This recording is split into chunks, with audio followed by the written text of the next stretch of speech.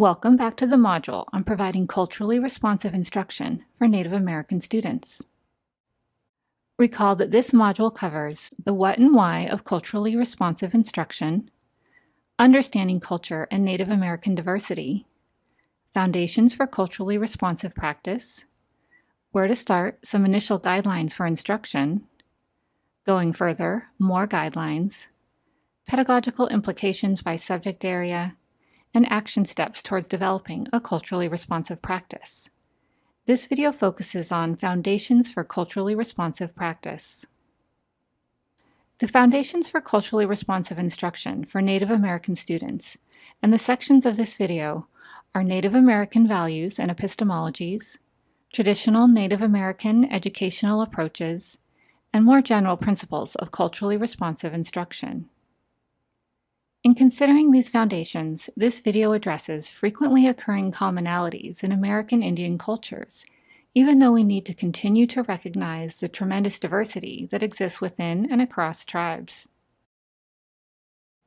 As you consider the foundations for this module's guidance and the guidance itself, it's important to remember that they reflect only relatively frequent patterns of beliefs and values. We offer these as a starting place for teachers to begin their own evidence-gathering process, with the goal to find out what is true for their particular students and communities. As we've noted, there can be tremendous diversity within and across tribes. First, we consider some frequent commonalities in Native American values. We start with 8 core values for a majority of Native American tribes, identified in a review of the literature. These values are sharing, other-centered, harmony with nature, non-interference in the lives of other people, patience, circular time, being non-confrontive, and having a broad view of family. These values are closely intertwined with spirituality and inform Native American ways of knowing. Values are part of the below-the-waterline cultural attributes. Do not assume that your Native students share these particular values, but take the time to find out your specific students' and local community values. Let's take a minute to talk about circular time, since it may be the most unfamiliar value from that list. Circular time stands in contrast to linear time, which is a more common frame for understanding experience in Western culture. With linear time, there is a focus on timelines and a belief that once something passes, it cannot be revisited. There is an emphasis on starting and ending points, with value placed on punctuality. Circular time is much different. With circular time, there is a belief that events repeat cyclically. So if an event is missed, one can revisit it the next time it comes around. This creates less concern with missed opportunities and places more emphasis on relationships and on completing events. With a belief in circular time, one may not start an event on time, so to speak, but one would make sure to stay to the end to ensure the interaction comes to a natural completion. It takes time to visit, to really sit down and be present. Next, we'll turn to Native American epistemologies, or knowledge systems. Epistemologies are overarching frameworks that guide our sense-making processes, helping us to organize our knowledge and interpret events and natural phenomena. One important epistemology for many Native American students is their belief in the interdependence of all beings and the importance of connections and interrelations between living beings and the natural world. These relationships form a balanced ecosystem that includes humans as a part. This view contrasts with Western beliefs, which sees the world in a pyramid structure with humans on top. The conceptual framework of interdependence informs many aspects of traditional Native American culture. Epistemologies inform, on a more micro level, how people understand themselves and one another in a tribal community, and how they interact with one another and their environment. Native peoples place great emphasis on relationality, responsibility to self and community, rootedness in place, and responsible use of power. This system's perspective underscores the interdependence and interconnection of all people of a community within the larger context of place. The focus on responsible use of power is a logical outcome of framing one's experience as part of an interdependent system where it serves each part of the system to contribute to the well-being and ethical survival of the community. Given this system view, it is not surprising to learn that Native Americans tend to take a holistic view of the world and its elements. Details and small, discrete elements are considered in the context of a bigger picture, with an emphasis on holistic meaning. In schools, this holistic view may be in conflict with domains such as science, that are often taught starting with the small units and then only connecting these units together in advanced study. This disconnect can result in loss of engagement and an inability of students to tap into and leverage existing knowledge. Beyond traditional Native American epistemologies, culturally responsive instruction should be informed by the traditional ways in which Native Americans approach teaching and learning for their children. Indigenous people have had their own ways of looking at and relating to the world, the universe, and to each other. Their traditional education processes were carefully constructed around observing natural processes, adapting modes of survival, obtaining sustenance from the plant and animal world, and using natural materials to make their tools and implements. All of this was made understandable through demonstration and observation, accompanied by thoughtful stories in which the lessons were embedded. Traditional Native American approaches to education strive towards the whole and ethical development of the person and are situated within experiential, place-based learning. They emphasize oral history and storytelling.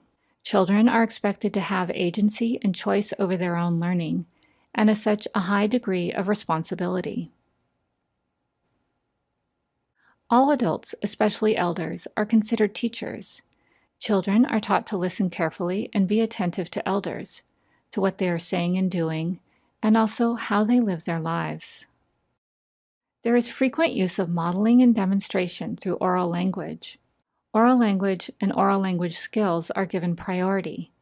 Value is placed on deliberateness, slowness, and persistence.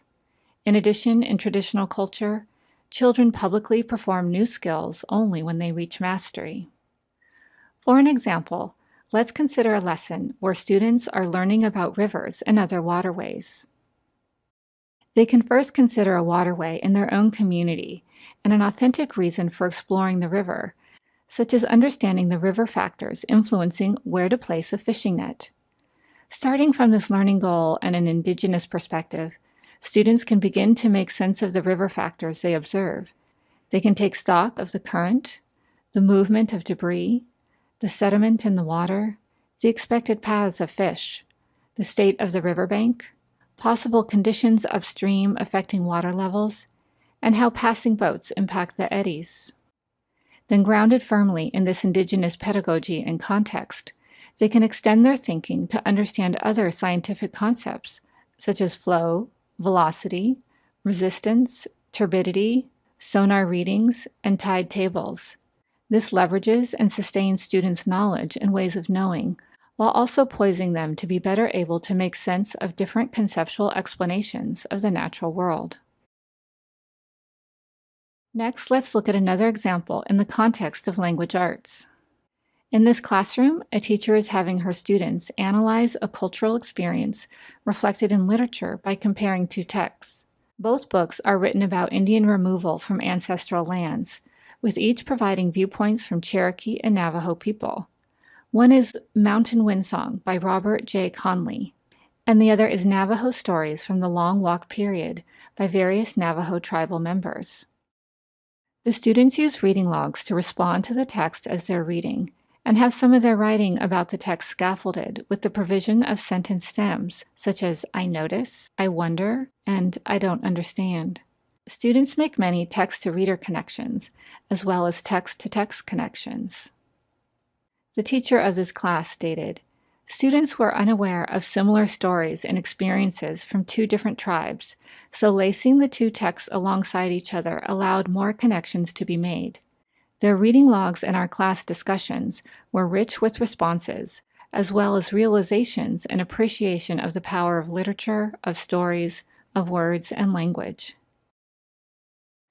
Then, based on the text-to-text and text-to-reader connections students made, They worked in pairs to develop and perform speeches about what they had learned, and included their personal reflections and connections. This built off prior work they had completed developing traditional Native oratory skills. As the last foundational element for culturally responsive instruction for Native American students, we'll look at general principles of culturally responsive instruction for all students. The ones we're highlighting were developed by Gloria Ladson-Billings. They include positive perspectives on parents and families, communication of high expectations, learning within the context of culture, student-centered instruction, culturally mediated instruction, reshaping the curriculum, and teacher as facilitator. As we get into the next section and the guidelines for instruction, we'll provide more detail about what these look like in practice. Now for some exit questions. How do traditional Native approaches to education reflect Native epistemologies and values? How do these relate to the principles of culturally responsive instruction? Which of the principles of culturally responsive instruction are you most familiar with? You have now completed the third section of this module. We are grateful to the following individuals for their contributions to these modules: